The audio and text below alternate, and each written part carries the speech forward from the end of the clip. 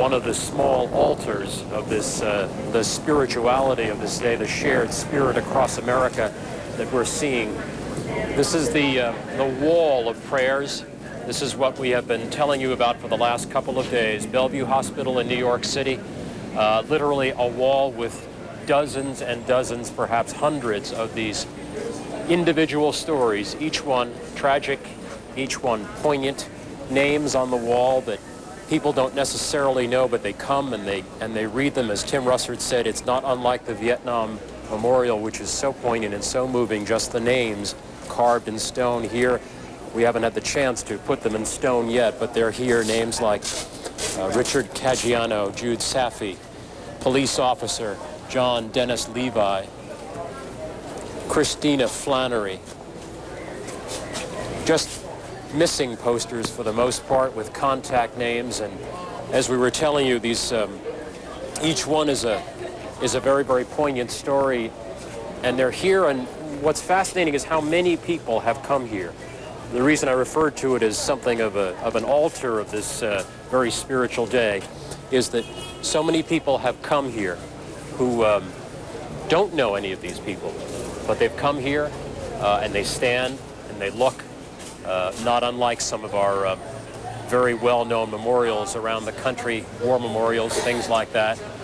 And they read, and you can see etched on their faces the emotion of this entire week. Some people in tears, some people, we saw just a moment ago, a young couple stepped away from the wall and just began to hug each other. And we don't think that they necessarily knew anyone here, but they've come here and they're reading this wall. I'm going to try to speak to some of these people here. Excuse me, I wonder if I could just ask you why you've come here. Do you know any of these people? No, my sister worked down at, oh, this is just breaking my heart. I've been watching it at home on television, and every time I see one of the families, I just start crying. I just can't imagine. I just can't imagine what these people are going through. All these people are so happy in all these pictures. They were so full of life. They were all living. I can't talk. Not unlike the emotion, as I said, Tom, that we see. Sir, I presume that you've come here because you have somebody that you lost. Yes. That you lost. Tell us the story. My uncle was working for Certified Installations. He was on the 105th floor of Tower 2. He was last spoken to by his girlfriend at 9:25 a.m. I don't know if we lost him, so. And he said he was going to get out, and he told her to kiss the baby, and he would see her when he got out. He's 32 years old. He has dark hair. His name is Daniel Rossetti. If anyone has any information, please call 973-743-1157. 1175, I'm sorry. This is I see there's a group of you here. Are you family members, friends? Yeah, I'm close enough. I'm his brother-in-law, his nephew. I know him all his life. I used to walk him to school. He was my best man at my wedding. That's right. Tell me how hard it is 3 days later for you to hold on to hope that Daniel Rossetti is still alive. If anyone else can get out, he He can. could get out.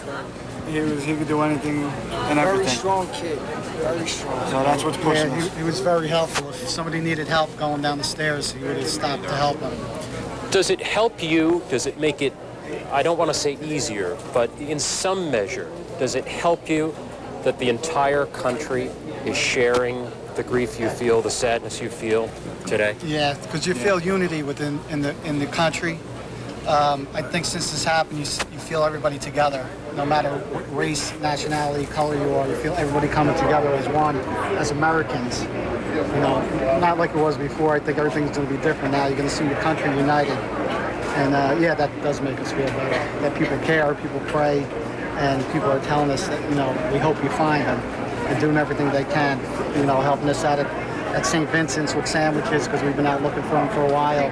People taking flyers that we saw on the train that we don't know, posting them for us. So it's definitely unified as a country. It makes us feel good. We hope you find them too. Thank you very much. Tom, I don't know what to possibly say to wrap all that up. I can't think of anything more eloquent to finish on than the note of those gentlemen. Tom? Yeah, and we hope that Mr. Rossetti emerges, obviously, but we know that how difficult the chances of that are.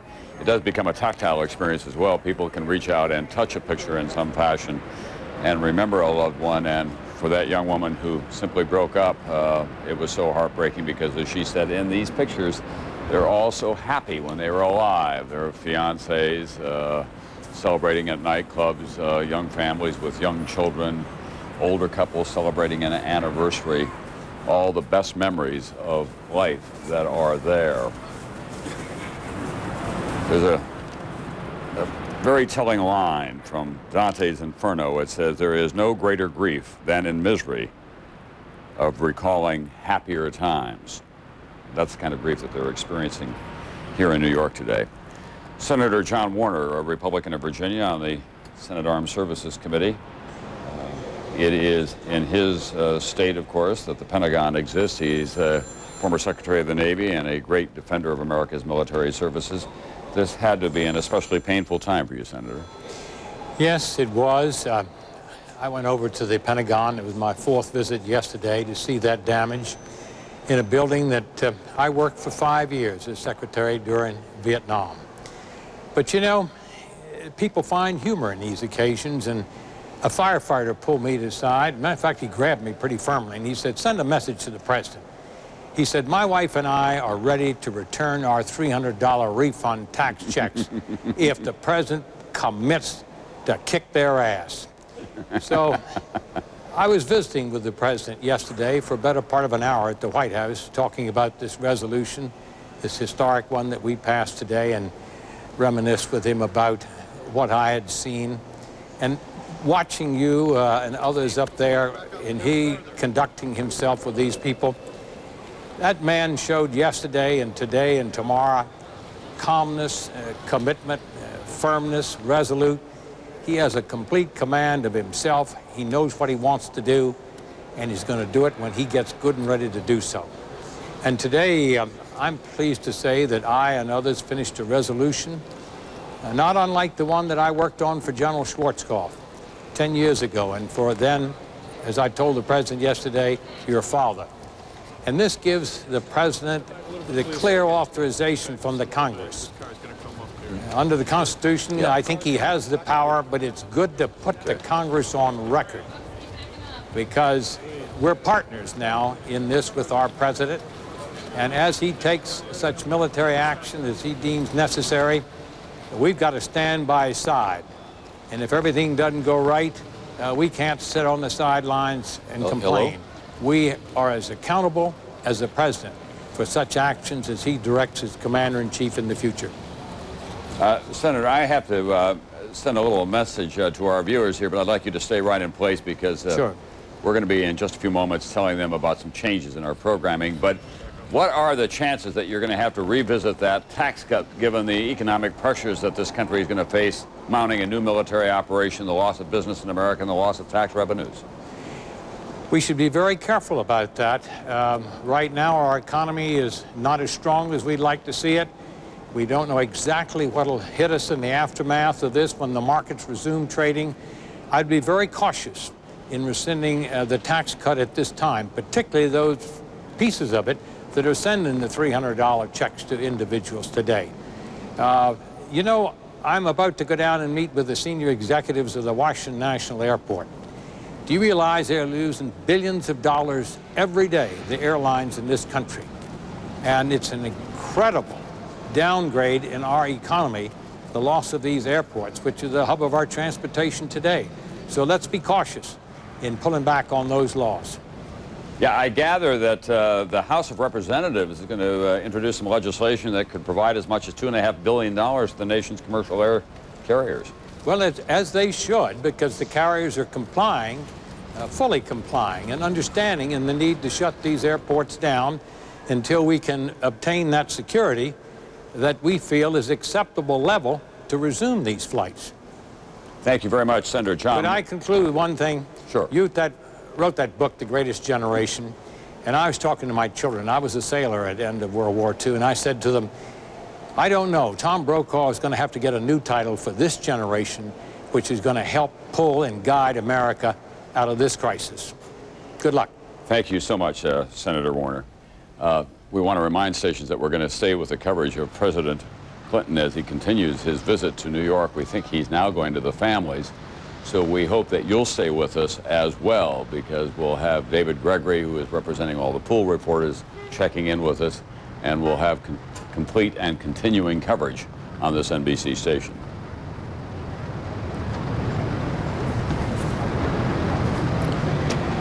We return now. That's where President Clinton was visiting just a few moments ago with the rescue and recovery workers down there, members of the New York Fire Department team, the FBI, police department, state and city officials. This is some videotape of him now, and this was the service earlier today. This is the scene where he was just a few moments ago. And now we think that he's going to 26th and Lexington. That's, for those of you who are familiar with New York, in the kind of southeast corner of the city, off to the right of your screen, and then north a little ways. There's a National Guard armory there, and families are gathered because they've got forensic pathologists who are asking them very detailed questions about their missing loved ones, because unfortunately, in the recovery of some of these remains, they're just in parts, and they have to be able to know as much as they possibly can about the missing loved one. Those families are operating really on two tracks. They're not giving up hope, but reality is beginning to set in, but they feel that they must do as much as they possibly can to try to find whoever is missing, and they want to share those stories, not just with each other, but with the rest of America, so that this country will know in a very intimate way the nature of the loss, the terrible price that we've paid, the heinous act that was committed against perhaps as many as 5,000 people who were working in and around the World Trade Center. Let's go to NBC's Ann Curry in Lower Manhattan. Ann? Tom, you know, amongst that crowd of firefighters and police officers who witnessed the president's arrival was a young man who had come down here early this morning to volunteer to help dig, try to help the effort here, and his name is Cameron Elliott. He joins us now. We're now from the scene. The president actually shook your hand. He did. There were about 10 of us, some firefighters, some of us volunteers, and he just came up and shook our hands, and it was great to see him. I thanked him for coming, and it was just, you could really see the sincerity in his eyes, and I just looked him straight in the eye, and he just looked every one of us straight in the eye and just was very sincere. And knowing that you were surrounded by firefighters and police officers who've been working, many of them around the clock, exhausted, trying to do this hard work. Can you give us a sense of how the people there, the workers, the other rescuers, were reacting to seeing the President of the United States here on the scene of this great disaster? Everyone was just, felt like it was just a very special moment. Everyone's been working so hard, and to just take a break and shake his hand and say hi to him. He spent really good quality time with the firefighters, and they just were very honored, and everyone was very sincere. He was very sincere. What do you think it meant to these men and women? What do you think it meant to these men and women? What do you think it meant to them? Oh, I tell you, I think it was very special for him. I mean, to have the commander-in-chief actually right there, feet away from the rubble. And when he finally left after visiting with everyone, what happened after that? People gathered, they talked, and did they start working again? Back to work, yeah. Right immediately? Oh, yeah, we all just kind of peeled off, and a couple of us stuck around because the mayor and the governor and Mrs. Clinton was there, Senator Clinton, but yeah, a lot of us just went right back to work, and I plan on going back in about an hour or so. All right, well, Cameron Elliott, thank you for talking to us, and thank you for volunteering. Oh, yeah, and good luck in your work today. Thank you. All right, and that actually is the spirit that we just heard from Norman Schwarzkopf. I mean, the spirit of people, the feeling that this is the place to be, that there is work to be done, something to contribute, and that young man who just happened to come down early this morning to contribute witnessed a moment in history, Tom. Thanks very much, NBC's Ann Curry. We have been talking some about numbers. James Lee Witt, who is the former director of FEMA. This is going to put a big strain on Joe Albaugh's budget as well. He is your successor at the FEMA agency. Yeah, it really will, Tom. You know, we had a contingency budget set up for that Congress and the President set up based on the 5-year average, which is $2.5 billion, and this is going to put a huge strain on it. But, of course, with the $40 billion that they've passed and some of that $20 billion going to New York, and the response recovery will help a great deal. General Norman Schwarzkopf, we're going to ask you to join us now as well. When America's gone to war in the past, there have been sacrifices that were made at home, with the exception of Vietnam, which was part of the problem. People didn't feel connected to that war because they didn't feel its pain at all. Do you think we're going to have to make some sacrifices in this case? Eventually, I think it's going to have to happen. But you know, my experience has been as long as people understand why, they don't mind making sacrifices. As a matter of fact, you know, they sort of feel like they're helping and they're doing their part, even though they're not on the front lines of the battlefield. So what's going to be most important is that when they have to make those sacrifices, they clearly understand the reason why they're doing it. What do you think the instructors at your old academy, West Point, are telling those young cadets this week? Duty, honor, country. That's what it's all about. That, of course, was the motto of the West Point, and it's the part of the great oration that General Douglas MacArthur made when he went back there to talk to those cadets. Will they also be talking to them, though, about the new forms of warfare that may be necessary in their military future?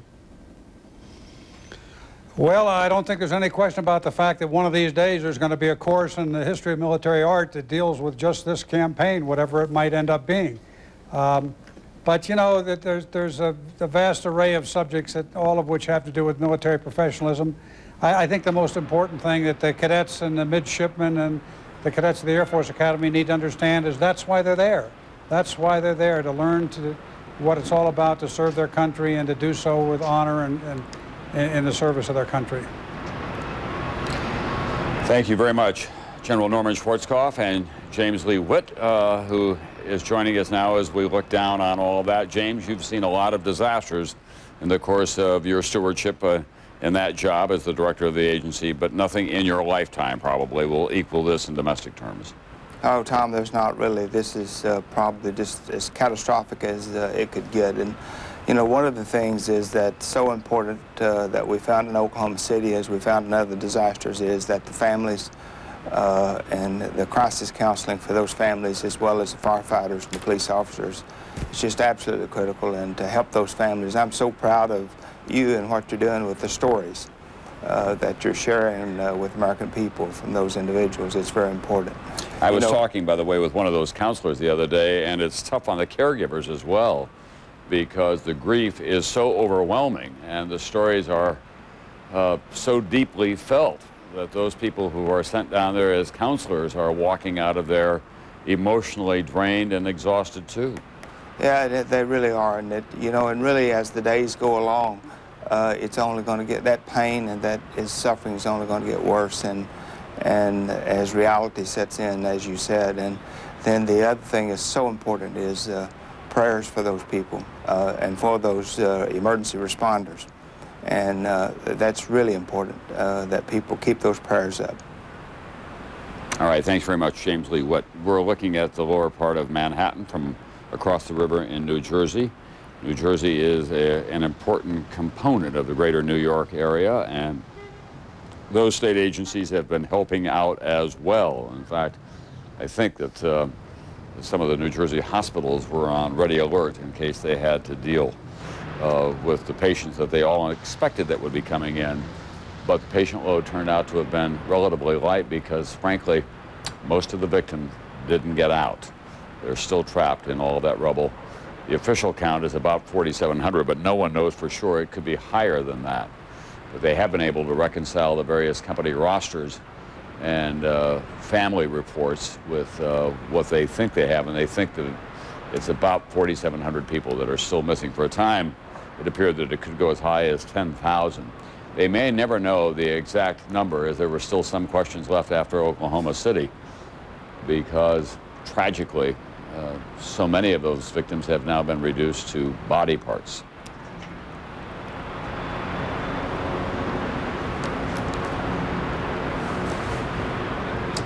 If you'll just stay with us, we'll be sharing with you momentarily the President talking to those firefighters on the bullhorn. We couldn't pick up the audio at the beginning, but we'll get that completely from him as we await his motorcade making its way across the lower end of the island of Manhattan to go to the National Guard Armory.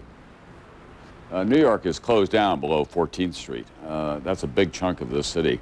Very densely populated down there, and people can't go in and out. Some residents are able to get in and out, but other visitors cannot.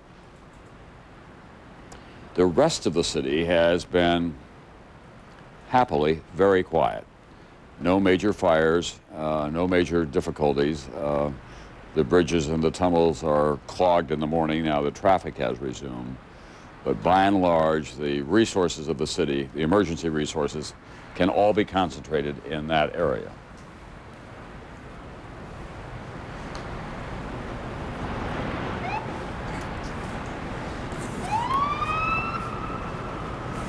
All right, now here's the president talking with those firefighters. It can't go any louder. I want you all to know that America today is on bended knee in prayer for the people whose lives were lost here, for the workers who work here, for the families who mourn.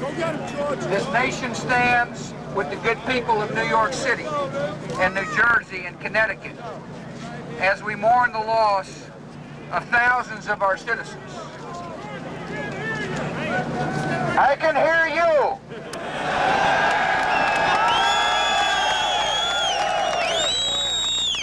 I can hear you. The rest of the world hears you. And the people who knock these buildings down will hear all of us soon.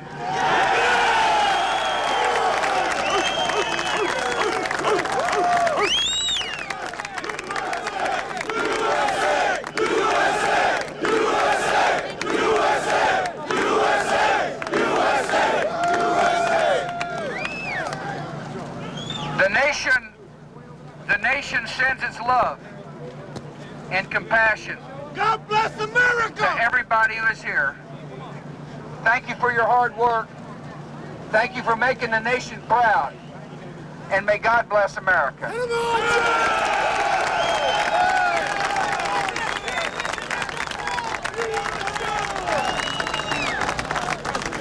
That was taped just moments ago. President George W. Bush with one of the fire department commanders and an adoring crowd of rescue workers who took just a small break so that they could cheer on the chief executive and commander-in-chief. There at his side is Senator Chuck Schumer of New York. He lives at one end of the political spectrum, and President George W. Bush lives at the other, but they are united, as so many people in Washington and across this country are, by what has happened. We have talked so much about this monument that has gone up downtown where families are able to put the posters and the flyers advertising their missing loved ones. That is a phenomenon that has grown up around the world in recent years. Oklahoma City had the teddy bears that were placed at the site of the wreckage, the fence around it. At the time of Diana's death, Buckingham Palace was literally blanketed in flowers, all manner of people bringing them there. And now this wall, which is evocative of and reflective of the Vietnam War wall. Lin, who is the brilliant young architect who designed that, and some people had difficulty with it at first in Washington. But if you go there and you know someone, and you go to their name etched on the wall and touch it, it is a gratifying experience. There is a kind of connection that's hard to describe, and that's going on here today as well. Firefighters, businessmen, maintenance workers, men, women, Hispanics, blacks, whites, Christians, Jews, Muslims. They're all reflected there in the wall. More than 4,000, almost 5,000 still officially listed as missing. President Clinton was at the cathedral today with Vice President Al Gore. There has been a reunion, Tim, that we were talking about earlier between the two of them as well. So the political landscape of America was transformed almost overnight. Tom, it was a very difficult campaign, a constant discussion about Al Gore and whether or not he should claim more credit for the Clinton-Gore economic record or distance himself from the president's personal problems, and on and on and on. About 2 weeks ago, Al Gore called Bill Clinton on his birthday. It's the same day, ironically, as Tipper Gore's, Al Gore's wife. But they hadn't spoken much and really hadn't done much together since the election. Yesterday was different. Vice President Gore landed in Canada after being over in Vienna. He was then driven to Buffalo and called President Clinton and said, I'm going to go to the National Prayer Service, and winding my way down Route 15. He no longer has Secret Service protection or drivers. And President Clinton said, why don't you make your way to Chappaqua and spend the night here, and then we'll fly down in the military plane on Friday morning. He arrived at 2:30. They had a late dinner together and obviously talked all the way. That's an important symbol for the country. Two political partners, two good friends who had been estranged, are now back together. And it just underscored the entire celebration of life, if you will, and of American spirit we saw at the cathedral this afternoon. The historian Arthur Schlesinger calls it the circulatory of life. And about an hour ago, I talked with the Solicitor General of the United States, Ted Olson, who was the successful advocate for President George W. Bush in the disputed election before the U.S. Supreme Court. And he was appearing on NBC because he lost his wife, Barbara Olson, in the crash of an American Airlines flight that went into the Pentagon. And he described for us all what it was like sharing conversations with her in the last moments of her life. So this is, for the President of the United States, not just a loss as a President of the United States, but it's also a personal loss for him as well. Let's go to NBC's Rahema Ellis. Rahema, do they expect that the President will be coming there? Tom, there are various signs that the President might be coming. A lot of people here certainly do want him to come. They would like very much to see him and talk with him and touch him and thank him for what he's been doing. As I mentioned earlier this morning before dawn, we saw a lot of what people thought would be the Secret Service officials who came. Let us remember the simple words of our Savior. Blessed. Well, we had a cross wire there. Obviously, we were hearing some of the National Day of Remembrance service at the National Cathedral, as Rahema was describing for us the scene at 26th and Lexington, the Armory, where we think the President may be headed, but perhaps not. Obviously, they're not sharing with us, and nor are we broadcasting his exact travel routes. That's a new request from the White House. They don't want that advertised in advance. For all the obvious reasons. Everyone knew that he was coming to the New York area today, but this new policy, which has been agreed upon by the various networks, will be in place once he returns to Washington. And my guess is that there probably will be some diversions in the days and weeks ahead when he travels, where they may say quietly they're headed one place and then land at another airport altogether. Their caution is the key word here, because the President has declared war on terrorism in the world. This attack may be over, but the war goes on, and so we are on a very dangerous footing.